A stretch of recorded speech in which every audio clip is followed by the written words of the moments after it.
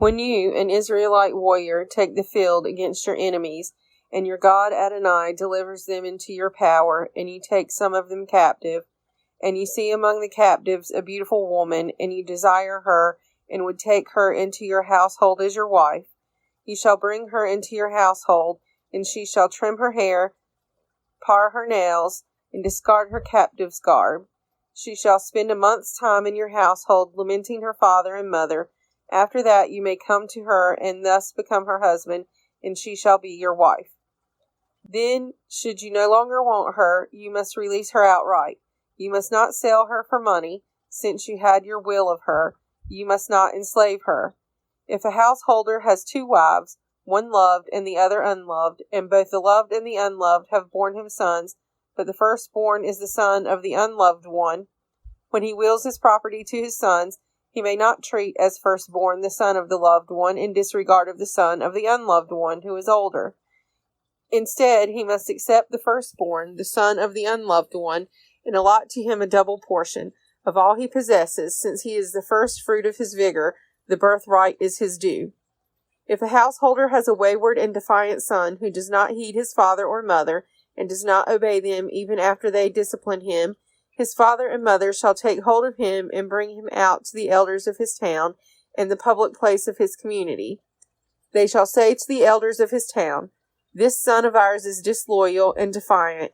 He does not heed us. He is a glutton and a drunkard." Thereupon his town's council shall stone him to death. Thus you will sweep out evil from your midst. All Israel will hear and be afraid. If any party is guilty of a capital offense and is put to death, and you impale the body on a stake, you must not let the corpse remain on the stake overnight, but must bury it the same day. For an impaled body is an affront to God. You shall not defile the land that your God Adonai is giving you to possess. If you see your fellow Israelites' ox or sheep gone astray, do not ignore it. You must take it back to your peer. If your fellow Israelite does not live near you, or you do not know who the owner is, you shall bring it home, and it shall remain with you until your peer claims it. Then you shall give it back. You shall do the same with that person's ass.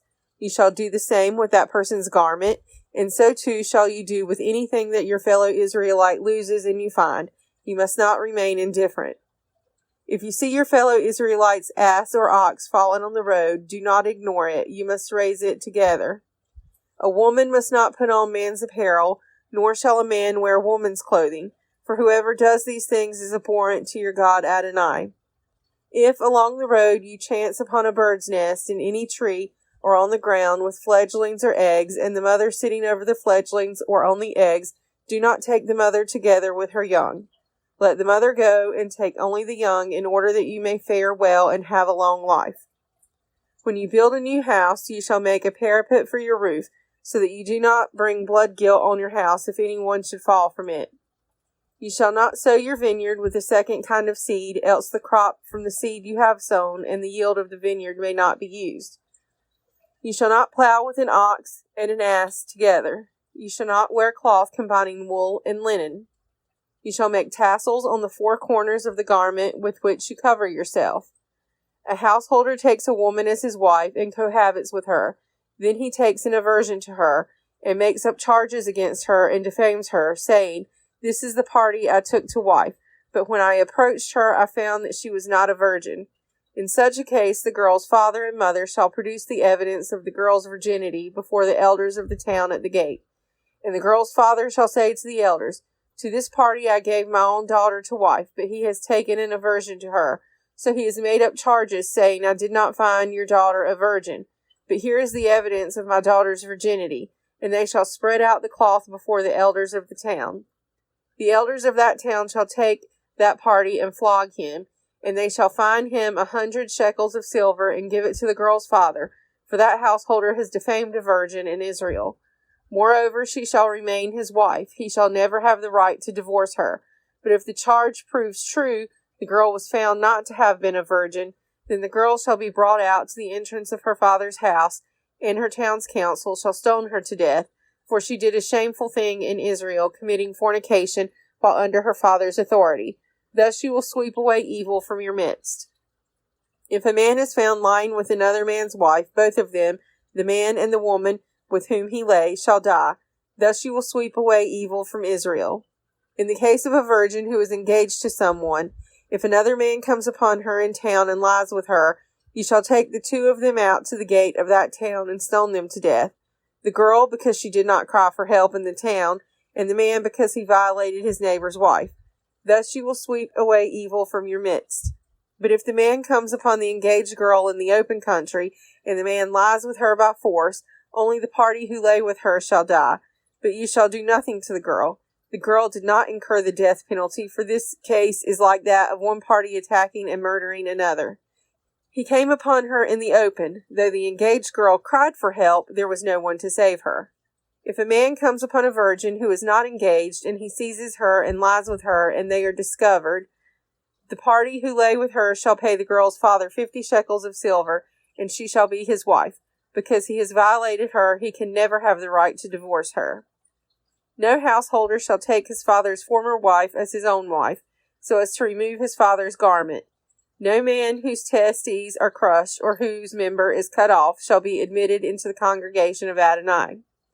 No one misbegotten shall be admitted into the congregation of Adonai. No descendant of such, even in the 10th generation, shall be admitted into the congregation of Adonai. No Ammonite or Moabite shall be admitted into the congregation of Adonai. No descendants of such, even in the 10th generation, shall ever be admitted into the congregation of Adonai, because they did not meet you with food and water on your journey after you left Egypt, and because they hired Balaam, son of Beor, from Pethor of Aram Naharaim, to curse you. But your God Adonai refused to heed Balaam. Instead, your God Adonai turned the curse into a blessing for you, for your God Adonai loves you. You shall never concern yourself with their welfare or benefit as long as you live.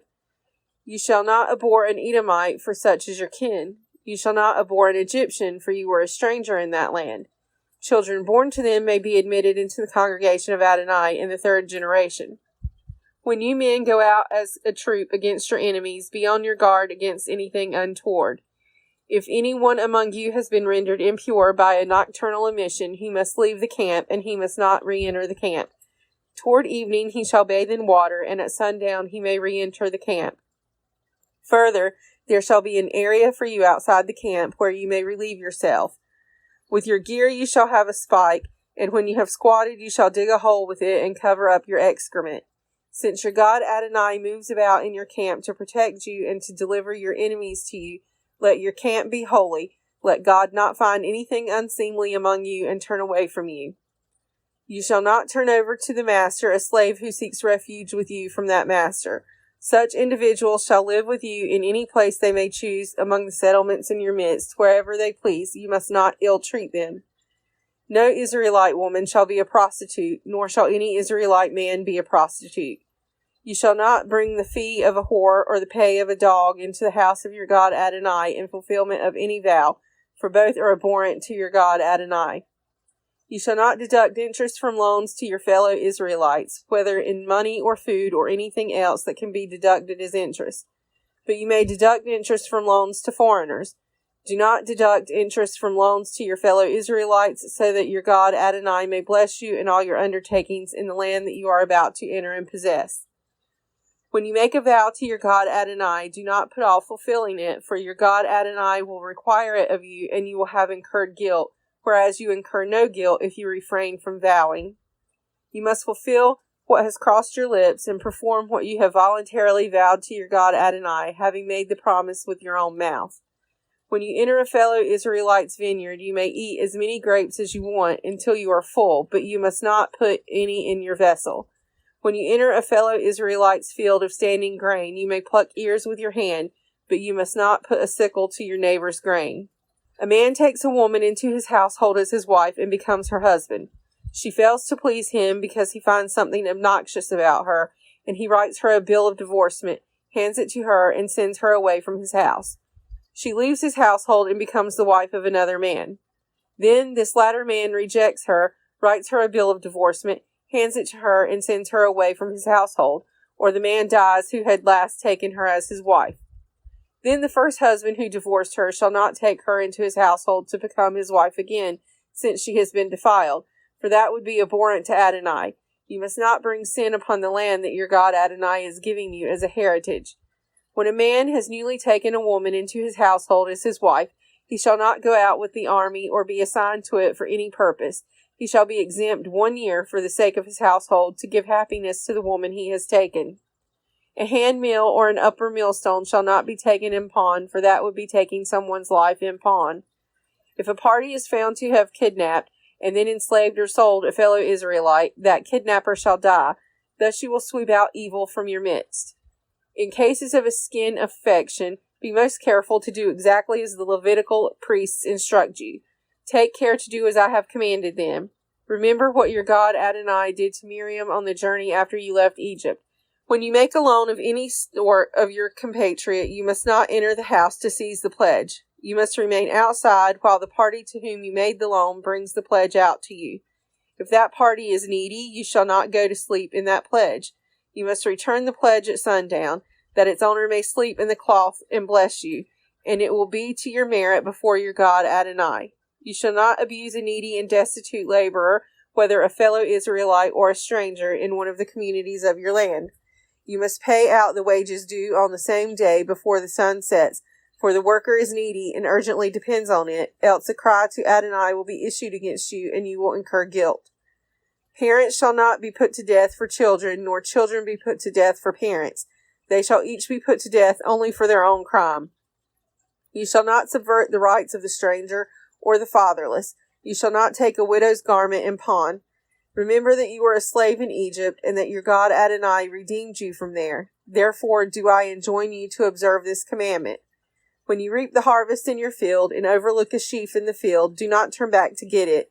It shall go to the stranger, the fatherless, and the widow, in order that your God Adonai may bless you in all your undertakings. When you beat down the fruit of your olive trees, do not go over them again. That shall go to the stranger, the fatherless, and the widow. When you gather the grapes of your vineyard, do not pick it over again. That shall go to the stranger, the fatherless, and the widow. Always remember that you were a slave in the land of Egypt. Therefore do I enjoin you to observe this commandment.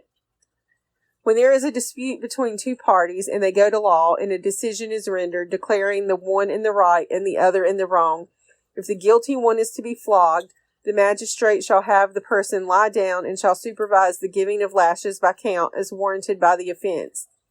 The guilty one may be given up to 40 lashes, but not more, lest being flogged further to excess your peer be degraded before your eyes.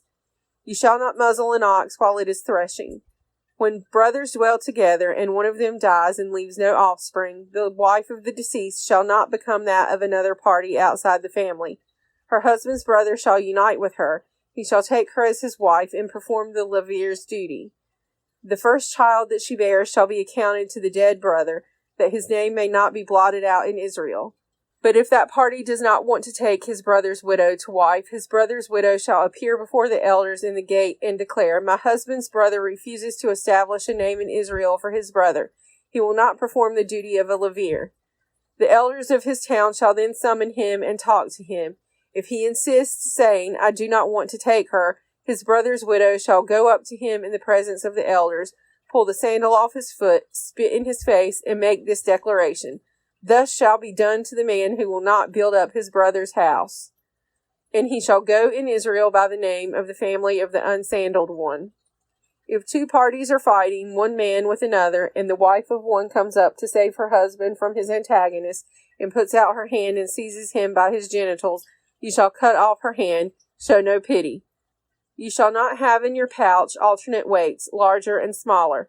You shall not have in your house alternate measures, a larger and a smaller. You must have completely honest weights and completely honest measures, if you are to endure long on the soil that your God Adonai is giving you. For everyone who does those things, everyone who deals dishonestly, is abhorrent to your God Adonai. Remember what Amalek did to you on your journey after you left Egypt. How undeterred by fear of God, he surprised you on the march when you were famished and weary, and cut down all the stragglers in your rear. Therefore, when your God Adonai grants you safety from all your enemies around you in the land that your God Adonai is giving you as a hereditary portion, you shall blot out the memory of Amalek from under heaven. Do not forget.